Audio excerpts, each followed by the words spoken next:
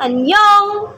Sure lang. Good morning, everyone. My name is Genevieve Altonado Pilones, and I am one of the reporters in Chapter 5, titled Rizal's Life, Exile, Trial, and His Death. And my assigned topic is all about the Rizal exile in Dapitan and his trial.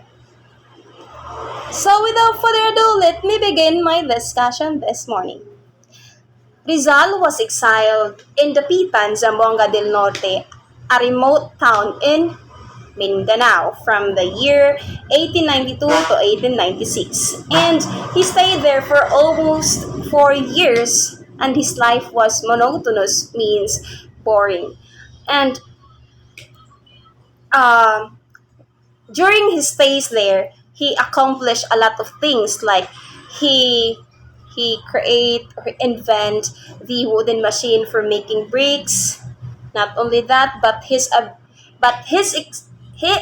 exceptional medical abilities spread like wildfire in the Pitan, and he offered his medical services to the people of the Pitan free without anything in return. And as I said earlier, he accomplished or create invent a lot of things during his stays in the Pitan, and one of his creation is the water system. He built a water system that designed and built for the Pitan people to access a clean supply of water, because during that time the malaria disease is very common disease that the Dapitan people is facing. So Jose um, decided to make them the kuan kanang water system which produce a clean supply of water. And he create this system without the help or without any resources or without the assistance of the government, but he only relies on his intelligence, he only relies on his kanang knowledge, because way back in his study in Ateneo, the course that he take is engineering, engineering. So that's it. And Jose conducted a scientific research and collected animals and plants specimen in the Pitan's rich virgin fields in exchange of what? Of course, in exchange of scientific books and surgical instrument. He sent those specimen he discovered to the European Museum in Dresden.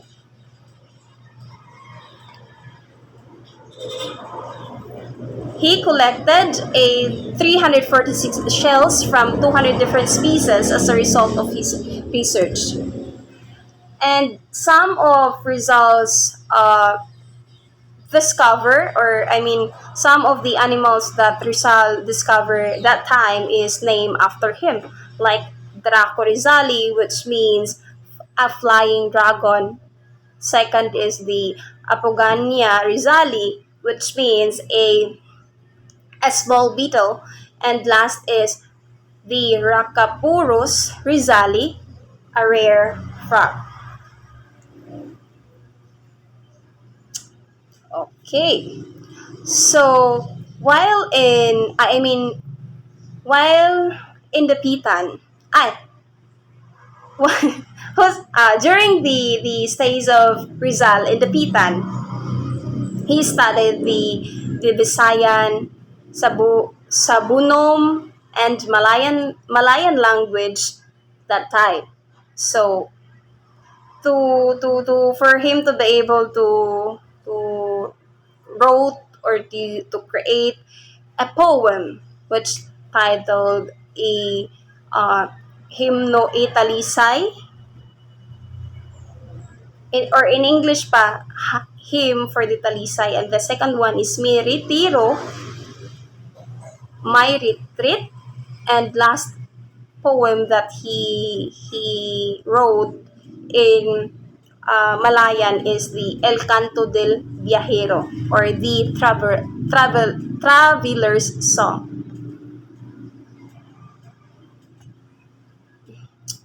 Jose both 70 hectares of lands in the Dapitan and built a house, school, hospitals on it, as well as planted fruit trees like corns, coffees, cacao, sugarcane, and hemp. And with the assistance of Ramon Carrion, a Dapitan merchant, Jose was Jose was successful in his business in like fishing, copra, sugarcane, and hemp, and many more businesses that he has. And because of the business that he is holding, he is he established the cooperative association of the Pitan farmers to break the Chinese monology in the Pitan.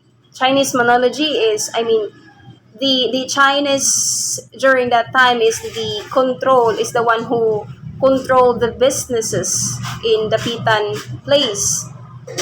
So he make that Bismillah. So he make that association to give those farmers a privilege to sell their own goods or their own products, not just the Chinese itself, but also for those Dapitan people who really the original people in Dapitan place.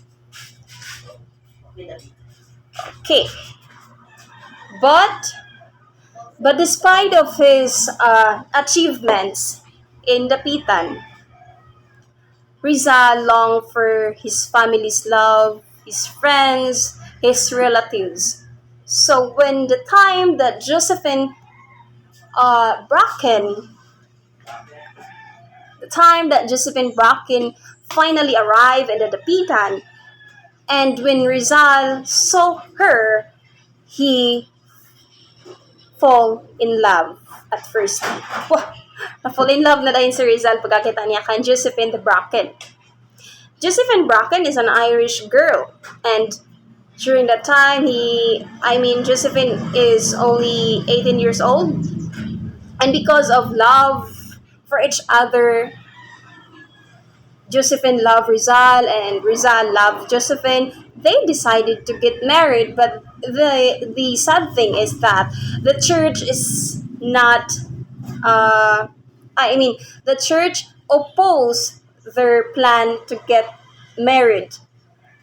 So even though without the blessings of the church, blessing from the church, they still live their life happily, and until Josephine finally get pregnant. But sad to say, the baby just lasts for 3 hours only.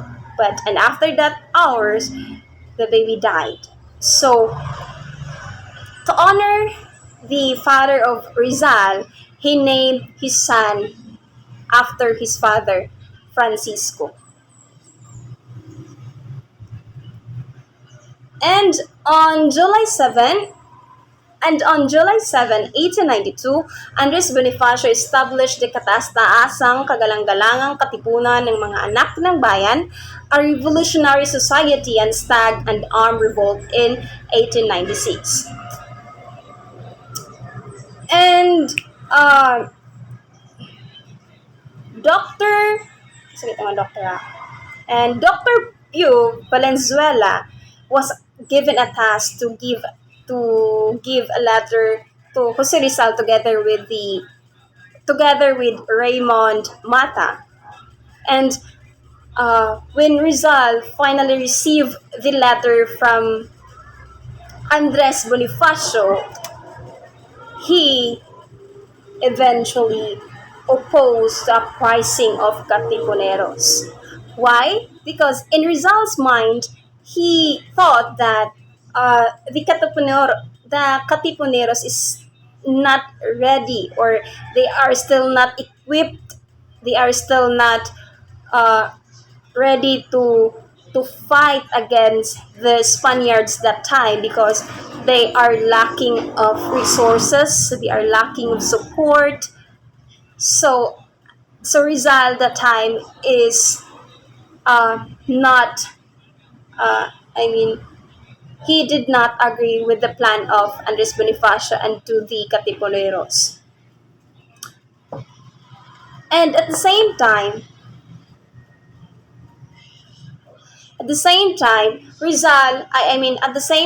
that Andres Bonifacio planned the revolutionary or planned to revolt against the Spaniard that time, it's the same, same time with uh, Rizal heard the news about the crisis that the Cuba people is facing that time. So he sent a letter to General Blanco.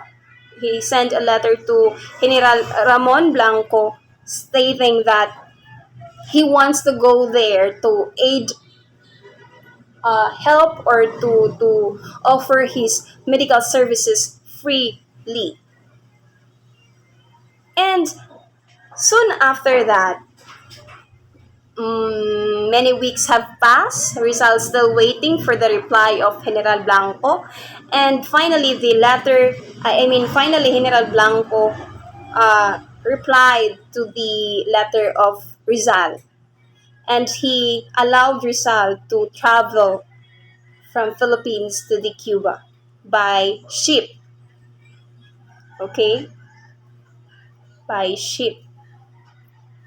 So when he got that letter, or when Rizal received the letter from General Blanco, he tell it to his fellow Dapitan people. Like he said that I am leaving for Cuba.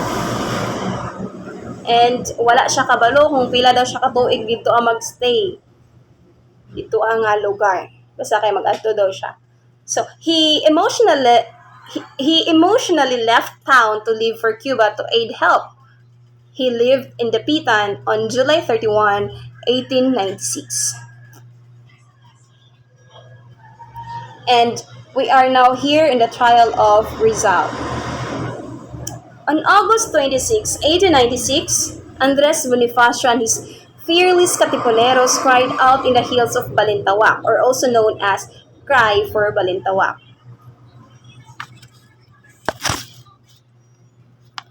They first attacked the San Juan, a city near Manila, on August 30. It is a few miles away from North Manila. And General Ramon Blanco declared a state of war in the eight provinces of Manila, including Bulacan, Cavite, Batangas, Laguna, Pampanga, Nueva Vizcaya, and Tarlac for their insurgery against Spain. And also, during the revolt of Andres Bonifacio and his Furlis Katipuneros, the same time is the time when Jose is captured and judged by the advocate General de la Peña. And documentary, he is captured. Rizal is being captured by Captain Dominguez. Documentary and testimonial evidence against Rizal is being presented by Captain Dominguez and Judge Advocate General de la Peña. The Judge Advocate de la Peña then released a statement that Rizal should be kept in the prison.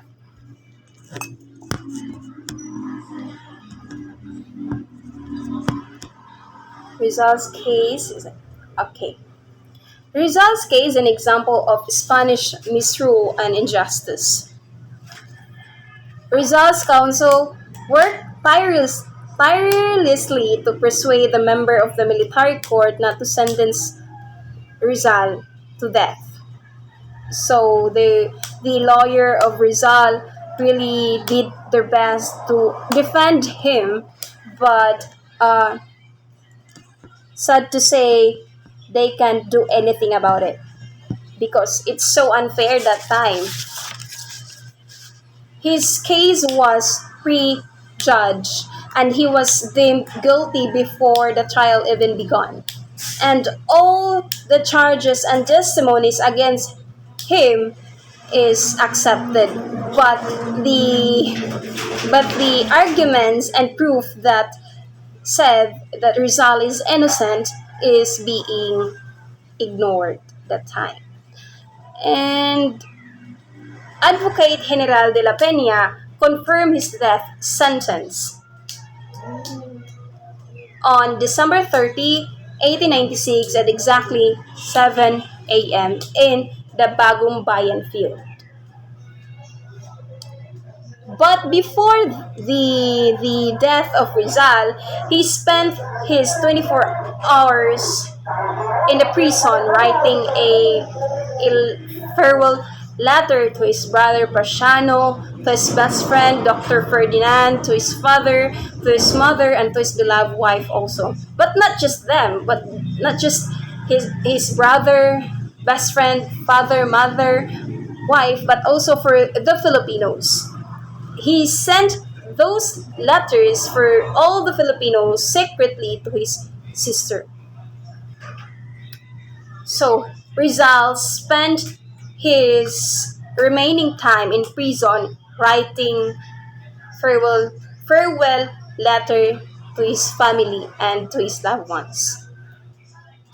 And he said that I will die innocence, and he also said that I will die for the Filipinos. He will die kwan daw proudly. Wala daw siya nag-revolt. Never daw niabot sa iyang mind nga mag-revolt siya because he loved his country and he loved Filipinos. That would be all for my topic. Thank you for listening.